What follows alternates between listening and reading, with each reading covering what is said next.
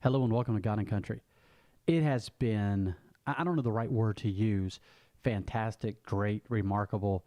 I mean, there's so many different words in the English language that can express just how I feel since Donald Trump has become President-elect Donald Trump. And just watching the liberals' head explode as he is making these appointments to all of these different seats. And they've, so far, in my opinion, they have been great appointments. And so I'm really looking forward to watching some of the confirmations and of some of these and looking forward to, what they're going to do. I was watching a video yesterday of Vivek Ramaswamy, and I love what he said. He said that him and Elon Musk were going to D.C. with a chainsaw. Now, you know that many of the bureaucrats there in D.C. are nervous about Elon Musk and Vivek coming, to clean house in the government. I'm so thankful for that. I think it's good. I think it's needed everywhere. Here in Mississippi, our state auditor, he kind of did some of that as far as he didn't cut anything yet, but he showed where a lot of cuts could be made and it would save the taxpayers money.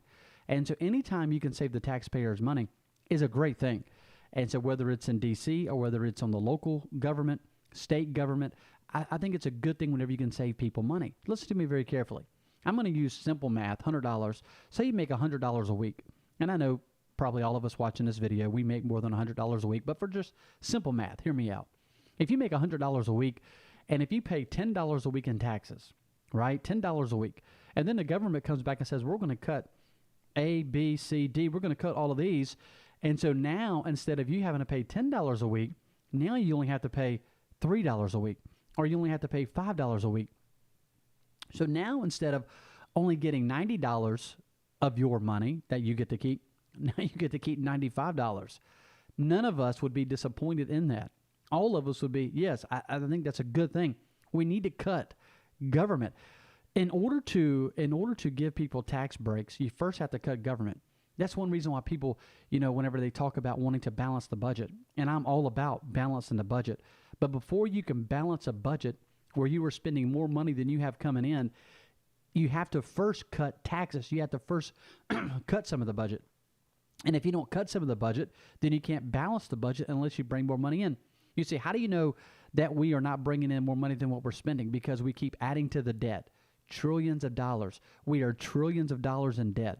And so in order to balance the budget, you have to either cut taxes or raise taxes. And I'm about cutting taxes, not raising taxes. And so I believe that we need to cut taxes. And then when you cut taxes, I believe you can balance the budget. But at the same time, you can help the everyday American balance their own budget by putting more money in their pocket. And so I think it's a great thing whenever I hear people like Elon Musk and Vivek Ramaswamy and President-elect Donald Trump talking about government efficiency and cutting government. A lot of times, a lot of our elected officials, they think, well, in order to fix the problem, we just need to take more money, from our citizens. And so if we take more money, then we can fix the problem. Giving government more money never fixes the problem. It has never fixed the problem, and it will never fix the problem. How do you expect to give more money to people that are supposedly going to be, spending the money wisely? How do you expect them to spend the money wisely by giving them more money, and they're not even spending the money wisely that they're given now or that they're taking now? And so I'm all about this government efficiency. I'm all about this cutting taxes and cutting red tape for businesses. And I think it's a good thing. And I think we need to push, harder in this area. If there's one thing that every one of us has learned over the last week or since November the 5th, that is this, and that is your vote counts. I hit this every single podcast that I do. I will always hit this because I believe it is so very, very important as far as making sure that we all understand that everybody's vote counts. And some people think, well, our vote doesn't count. And a lot of people after the 2020 election, they thought, well, they stole that election or there was so much election fraud that our vote is never going to count again. And I'm so thankful that a lot of places, they made some changes and they changed some laws, and which was a very good thing in order to make sure that your vote does count, which I think is very important for the American people. If there's one thing that we must have in America, that is safe elections, that is fair elections, and that is elections that are secure. That is elections where there's no cheating and there's no fraud. You want that whenever it comes to electing Your elected officials, the people that are going to go to Jackson, the people that are going to go to Baton Rouge, the people that are going to go to your county offices, the people that are going to go to Washington, D.C., and they're going to make decisions supposedly based upon what their citizens want. And so, and in the best interest of the citizens, you want people that are there that are fair, that are not thieves. Those are the type of people that you want representing you. People that are fair, people that are honest, people that will do the right thing, people that will have the people's interests in mind whenever they make decisions. And so I hope that we've all learned a very valuable lesson in this whole thing, and that is that your vote does count, your vote matters, and that elections matter. Listen, we're in a runoff here in Mississippi in a Court of Appeals race, and you have two ladies that are running for the Court of Appeals. You have Amy St. Pei, and she's running, and you have Jennifer Slogel. And some people think, well, this election doesn't matter, because it's Court of Appeals, and who really pays attention, to the Court of Appeals? The people that go before the Court of Appeals. That's who's paying attention. And I'm going to vote for Amy St. Pei. And so my point is, you want people in that seat that you think are going to be fair, and that you think is going to be honest, and that you think is going to make the best decision, for the people. And so that's how it is when it comes to the president, whenever it comes to your governor, whenever it comes to your senator, whenever it comes to your mayor, whenever it comes to your congressman or congresswoman. You want people there that are going to make the best decision for the people. And so that's one reason why I hit so hard and talk about it so much on this show and on this podcast, is that your vote counts. Because, ladies and gentlemen, your vote does count at the end of the day. And so we need to make sure that we just keep people plugged in and keep people going to the polls, which is very important. Thanks for tuning in to God and Country. I really appreciate you watching. One thing that I want to cover today on this show is this whole attitude and the spirit of separation of church and state. I hear that a lot, especially around election times, and unfortunately, a lot of preachers and Christians will bite into that lie of separation of church and state. To understand, I want you to read this, and I want you to understand this. And I wrote about this on my website. I put it on my website yesterday. You can go read it. It's on msconservativeclub.com. But to understand what separation of church and state truly means, you have to go back to Thomas Jefferson. He mentioned it in a letter back in 1802 to the Danbury Baptist Association. And in this letter, he spoke of a wall of separation intended to assure the Baptists that the government would not infringe upon their religious practices. The wall was not intended to keep religious influence out of government, but to protect religious institutions from government interferences. And so when Thomas Jefferson wrote this letter to the Danbury Baptists at the time, back in 1802, was concerned about the government infringing upon their rights. Now, you have to remember something. We had, not too long before, had fled and left a country that was infringing upon the people's religious rights. And that's one reason why the Baptists, and one reason why many different denominations came to America, was because they wanted to have their freedom to worship God freely. And the Danbury Baptists spoke to Jefferson and wrote to Jefferson about this key issue. And so that's why Jefferson wrote back to the Danbury Baptists, and he emphasized to them that and he assured the Baptists that the government would not infringe upon their religious practices. Jefferson believed deeply in religious liberty, a liberty that allowed every person the freedom to practice their faith without government constraint. Now listen, we don't want the government telling us who we should worship or where we should go to church. Now, I'm a Baptist. I go to a Baptist church. I attend a Baptist church Sunday morning, Sunday night, Wednesday night. When I get done recording today's podcast, I'm going to go to church. And so I go to church nearly every day of my life. I'm doing something that has to do with church. I'm a Baptist. I do not want the government forcing me to go to a church that I don't necessarily want to go to, or go to a church that I have different doctrinal beliefs than. And listen, I don't want the government forcing someone that doesn't believe like me. I don't want the government forcing people that have a different doctrinal belief than I do. I don't want the government to force them to come to my church, because I believe that everyone has the right to worship God, and to worship God how they see fit, as long as they are not hurting or harming another individual. Obviously. And so now, do I think that the Baptists are right about their doctrine? I would say that most Baptists that I know, 99.9% of them, yes, they're right about their doctrine. I believe that we have Whenever it comes to the doctrine, I believe that we're right. Whenever it comes to how we worship God, I believe that we worship God the right way. Now, does that mean that I want the government to force people to be a Baptist? Absolutely not. Listen, if you want to be a Methodist, that is your right to be a Methodist. I have Methodist friends. If you want to be a Presbyterian, you have that right to be a Presbyterian. And I have Presbyterian friends. If you want to be a Pentecostal, one of my closest friends in Mississippi that I have done a lot of political work with, his name is Ron Mattis. He's a good friend, a great friend. He's a Pentecostal, and I love him dearly, as a friend, and I appreciate him very much, and I appreciate his stand.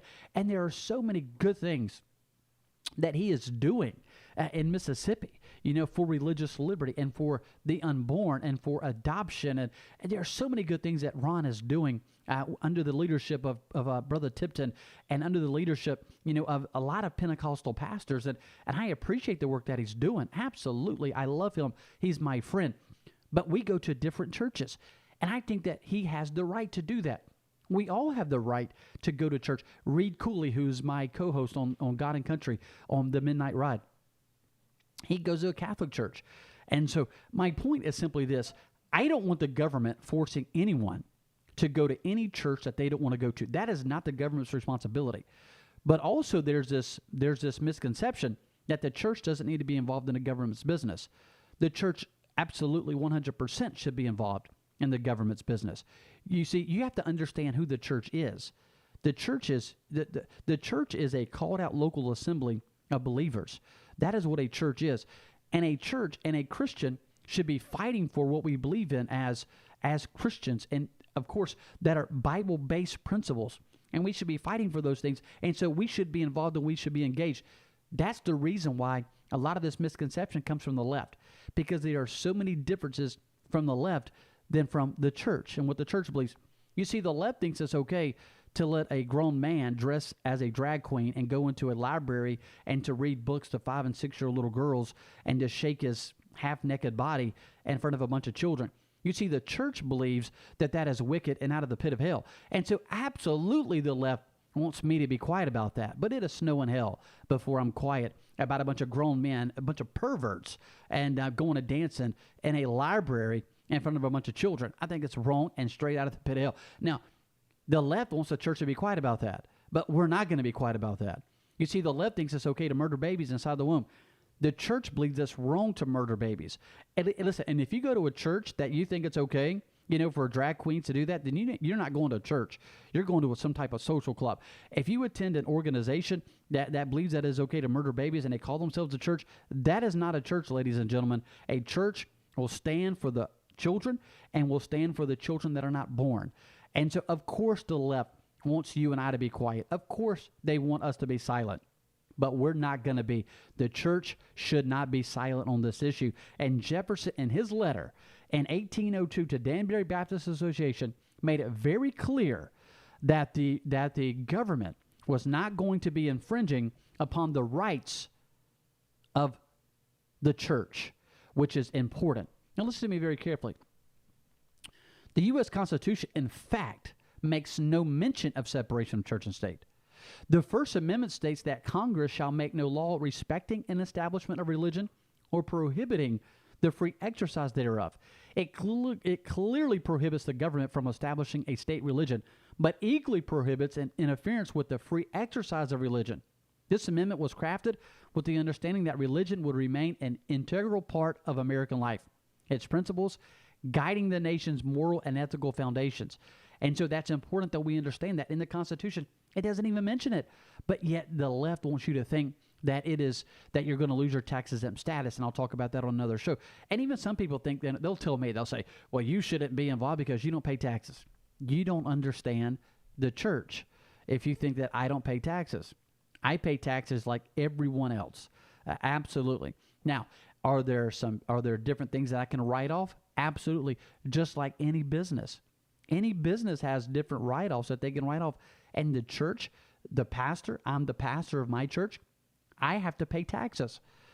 At the end of the year, and I'll have to go and I'll fill out my taxes. And I got to pay taxes just like everybody else. I have to pay income tax. I have to pay Social Security tax just like everybody else. When I go and get gas, I don't put a pastor card in, that says, well, we're going to eliminate, the gas tax, from that because I'm a pastor. No, I pay 18 cents in Mississippi for every gallon of gas is taxed. So on that gallon, and so I pay those taxes whenever I go out to eat, and I have to pay.